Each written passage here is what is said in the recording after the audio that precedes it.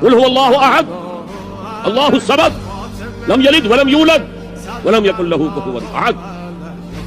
کہہ دو، اعلان کر دو اے محمد صلی اللہ علیہ وسلم، اللہ اکیلا ہے، احد، اللہ ایک نہیں، ایک تو واحد سے کا ترجمہ ہوتا ہے، اللہ واحد، احد، اکیلا، تنہا، کوئی اس کا ساتھی نہیں ہے. اللہ الصمد، صمد اس کو کہتے ہیں کہ جس کا کوئی سہارا لیا جائے، جس کے سہارے سے کوئی چیز قائم ہو. اللہ قائم بالذات ہے، اپنی ذات سے قائم ہے، پوری کائنات اس نے تھامی ہوئی ہے، وہ چلا رہا ہے. آسمانوں اور زمینوں کو اسے تھاما ہوا، انزالتا، کہیں اپنی جگہ سے ہٹ نہ جائے. بہرحال اللہ ہی ہے جو قائم بالذات ہے، اور باقی سب اس کے سہارے قائم ہیں.